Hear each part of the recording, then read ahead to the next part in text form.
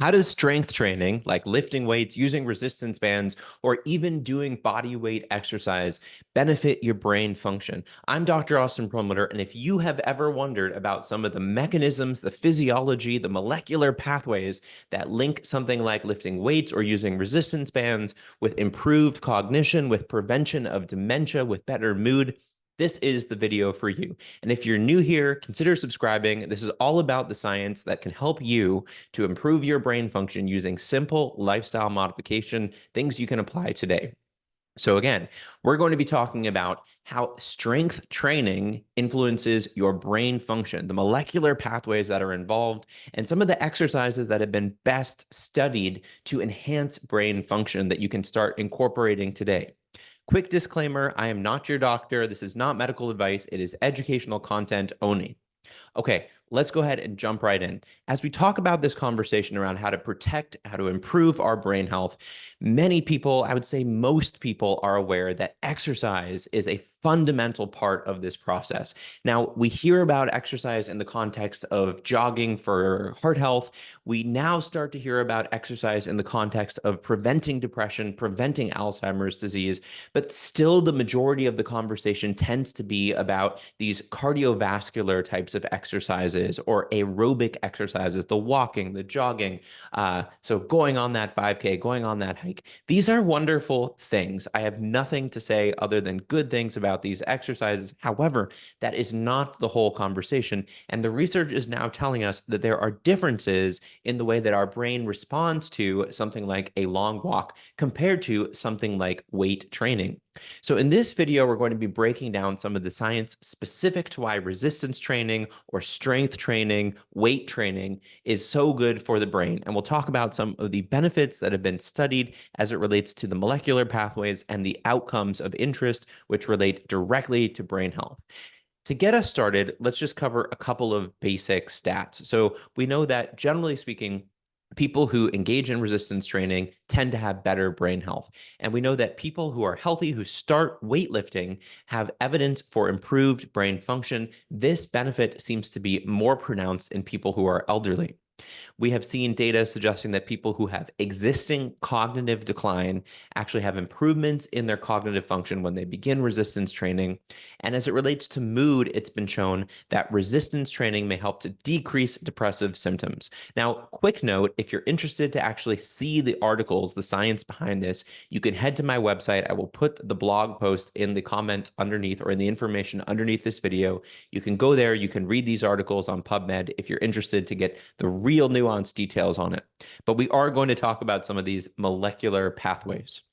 So the background here again is that people who engage in resistance training, weight training, they tend to have better brain health, and people who start these processes, who start bringing in that resistance training, bringing in weight training into their lives, tend to develop better brain function. Now, realize that despite what you see on the TV, despite what you might read in magazines, despite what you see on social media, there are no drugs that can provide these benefits. And I'm going to say that again. There is no pharmaceutical that exists in the world that can translate into the type of brain benefits that we're talking about as it relates to what I just described across mood, cognition, and enhanced cognition in people who start resistance training.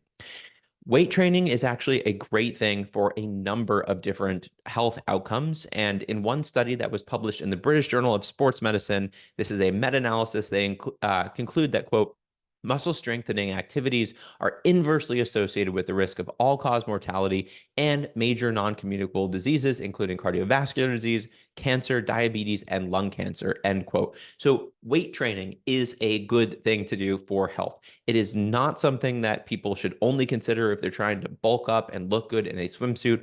Weight training is an intervention that promotes good health in our bodies. And what we're going to talk about here again is how weight training, resistance training, basically putting pressure on our muscle groups, is an amazing intervention specifically for brain health. So I think we already have enough to suggest that most people would benefit from using weights in their exercise routine.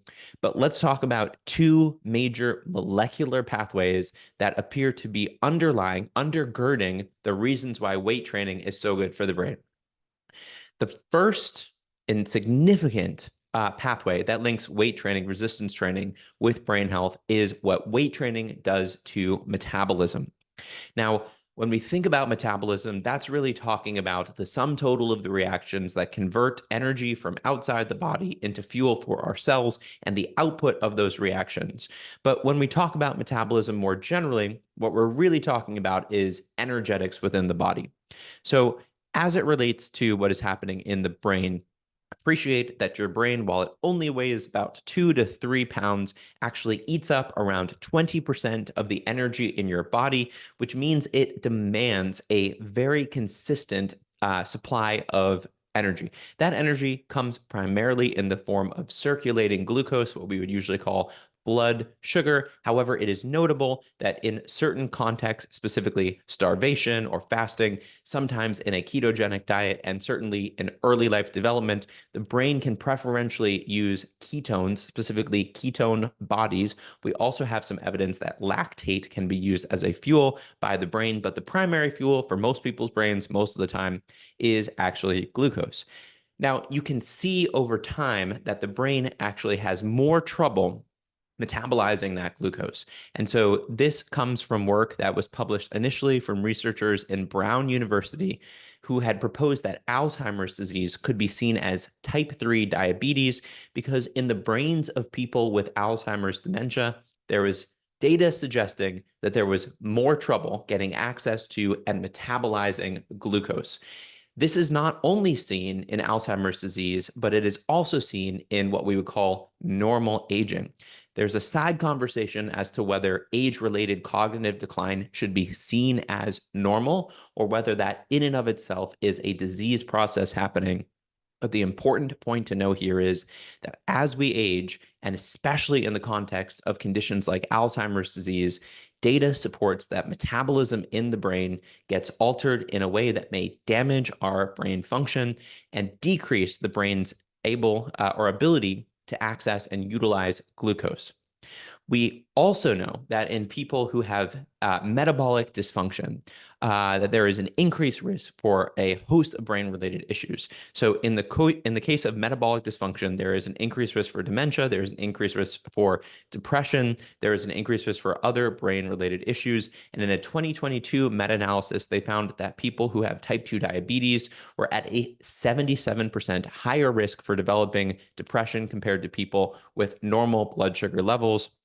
Another analysis, a Mendelian analysis, found that a higher fasting blood sugar was linked to a higher risk for Alzheimer's disease. So what I'm trying to say here is that dysregulation in blood sugar levels can relate to dysregulation in brain blood sugar metabolism, and that this correlates with risk for brain-specific conditions, mood disorders, as well as, and perhaps more specifically, Alzheimer's dementia. So we definitely want to maintain healthy metabolism in our bodies, which helps to promote healthy metabolism in our brains. So how does that then relate to exercise? Well, specific to resistance exercise, we know that when we exercise our muscles, when we put kind of strain on our muscles, what it actually does is helps our muscles to suck up glucose from our bloodstream and thereby help regulate blood sugar levels. Additionally, we know that when we exercise, we help to regulate insulin and overall kind of metabolic flux, in part by what happens in the muscles and in part by what is produced by the muscles. The muscles produce what are called myokines, and these are molecules that can move throughout the body and have positive effects on blood sugar regulation. Now, notably, there is a recent article showing that aerobic conditioning can help to improve brain insulin sensitivity. So that's not resistance training, but it's showing that exercise helps to improve brain metabolism in humans. That's really important.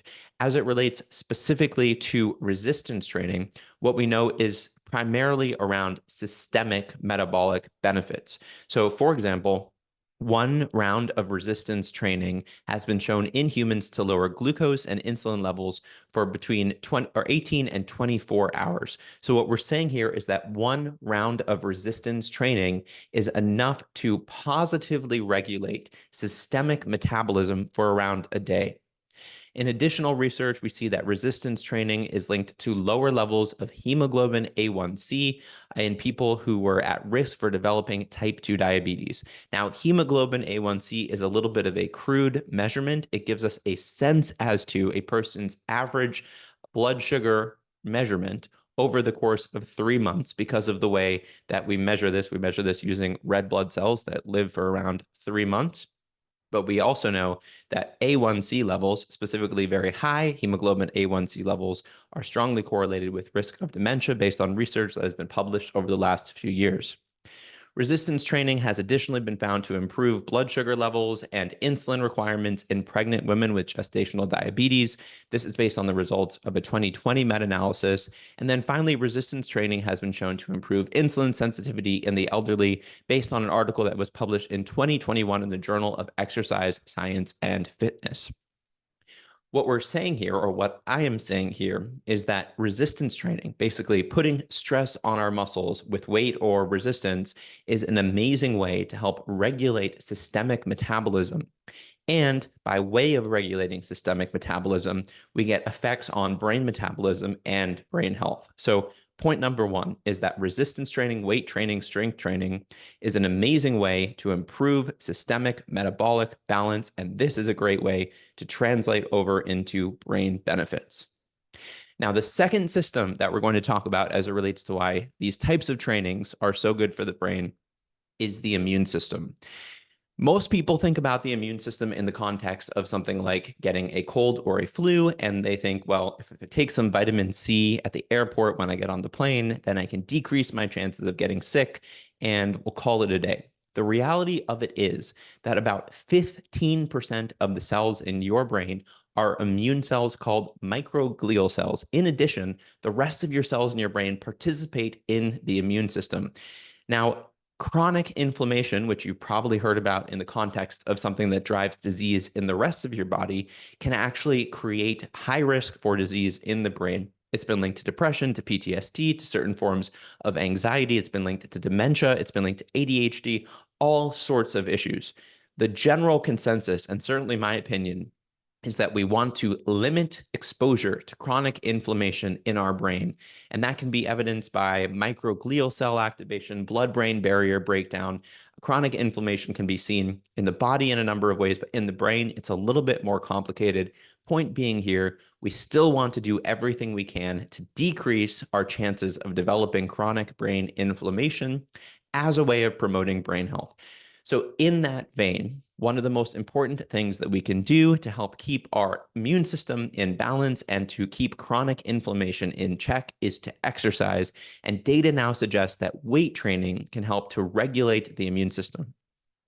This gets back to the concept that I brought up before, and which I've discussed in other videos, which is myokines. Now, myokines are a form of tiny signaling molecule that are released by the muscles that can enter the brain. The idea behind myokines as it relates to resistance training is that muscle produces a ton of these myokines, and these myokines within the brain may have immune effects, some of which can help to decrease levels of brain inflammation.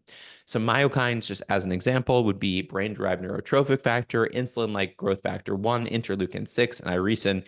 And these are thought, again, many of them, to influence the brain's immune system, to speak to these microglial cells to help keep things in balance. BDNF, for example, this is brain-derived neurotrophic factor, is one of the most important molecules that has ever been discovered as it relates to promoting brain health. Partially, it is involved through the immune system, but independent even of immunity, realize that exercising your muscle is one of the best ways to produce brain-derived neurotrophic factor, and having higher levels of brain-derived neurotrophic factor is thought to be protective against a host of brain-related issues. As we look blowing this or bring this back out to the body at what is happening in our system when we exercise, when we use these resistance types of trainings, we see that resistance training is correlated with better immune balance and lower inflammation. So there's interesting data suggesting that the more muscle mass we have, the lower our levels of inflammation. And there's some correlates and caveats to this, right? It's a question kind of what else are we doing in our lives. But in part because of the metabolic benefit, actually, it seems like having healthy muscle is an amazing way to keep the immune system in balance. We've also seen from the research that having stronger grip strength, stronger knee extension abilities correlates with lower levels of inflammatory markers. So the idea here, again, is that resistance training, lifting weights, these are things that we can do to help to keep our immune system in check. When we keep immunity in check, and in particular, when we help to decrease risk of chronic inflammation in our brains, this is going to help us to decrease risk for brain-related conditions, including cognitive issues and some mood conditions. So, how do we actually put all of this together? I am a huge fan of sustainability and habit change as opposed to sensationalism, rapid on-off cycling of things. As we look at diet, as we look at exercise, I hear so often that people do the same thing, make the same mistake, and that is they decide they're going to go all in. They make some positive changes, they sign up for a new gym, they change their diet, and they stick to it for about 4 or so weeks. And then they fall off the wagon and find themselves back where they started. They gain back the weight, they lose their muscle strength. So I am all about finding ways to make habits sustainable. Specific to weight training, I think the really important thing to mention is that if you don't know what you're doing, it's easy to injure yourself. You are kind of, by definition, putting strain on your muscles. And this is a high chance, especially if you don't do this very often, that you could mess up. So if you've never done weight training before, don't go to the gym and start squatting 300 pounds. That is a bad plan. I think the best plan for most people is really to work with somebody to personalize a routine of weight training, of resistance training that allows you to ramp your way up and to target some sort of a goal that is specific to you. So that may then mean not a crazy weight gain or weight loss of muscle or fat, respectively, but rather to say you're going to build up strength, you're going to improve your muscle health. So here are a couple of tips that I would say, but again, my recommendation would be if you haven't done this before, this is a great opportunity to work with an expert to create a plan that works for you. So tip number one, as it relates to resistance training, would be to start light and build your way up. I think lifting heavy weights can be a great thing, but you can also get a wonderful workout with lighter weights. So it doesn't also mean that you have to be lifting a ton of weight for a ton of time in order to get the benefits. Don't set yourself up for failure by saying that unless you're going to do 40 sets of curls, you're not going to call it a successful day at the gym. Even a few minutes of resistance training a day is something that can provide significant brain benefits. Another idea is to join a class, and this can be a wonderful way to not only get benefits through weight and resistance training, but also to benefit from the social aspect of exercising with other people. Social connectivity is one of the strongest things that we know of as it relates to happiness and overall brain health. So that could be CrossFit, that could be at a gym. It could be a number of different ways of getting some sort of a communal event, but you can look locally and see what's available for you. The other thing I'll just mention here is that usually we think about weights, this is a kettlebell, but we think about weights as these really heavy things that we've got to toss around. But as it relates to resistance training, resistance bands are a wonderful way to travel with this type of technology that will enable you to continue to get great workouts wherever you are. They're also a wonderful way to get started if you're trying to ramp your way up through different levels of resistance. These have been shown to be effective at building muscle, and using resistance bands has in research been linked to having better mood. Another thing to consider is to listen to your body. I've injured myself many times with weights, and almost always it's because I push myself further than I should. So if your body's telling you that something hurts, you should probably pay attention to it. And again, working with somebody like a trainer who actually has some context for what you're experiencing is a good idea. The last thing I'll just say here is while exercise and resistance training is kind of the cornerstone of what we're discussing in this video, it is only one piece of the puzzle. And so nutrition is a key part of the puzzle. Sleep is a key part of the puzzle. Sleep or stress reduction is a key part of the puzzle. But specific to nutrition, I think we need to pay attention to protein. So if you're trying to build muscle and improve muscle health, then protein intake is going to be key. There is a lot of research around how much protein a person should be eating, but it's kind of dependent on conditions and goals. So here again, I would recommend that you work with somebody who can help you to tailor your goals. As it relates to supplementation, you've probably seen my other content and videos, but if not, you can check it out around creatine monohydrate. I think it is the best studied nutritional supplement as it relates to improving brain health, and it relates obviously to exercise performance and can help support muscle growth and long-term muscle health. So creatine monohydrate, something else to consider. Again, talk to your health practitioner about starting any sort of supplement, but it is something that the research is suggesting. So with all of this said, this is my video talking about how strength training boosts your brain. If this was interesting to you, if you'd like to learn more, make sure you subscribe to my channel. I'll be putting out lots more content. And for tons more education, you can check out my website. I'll put the link in at the bottom, and I look forward to seeing you again soon.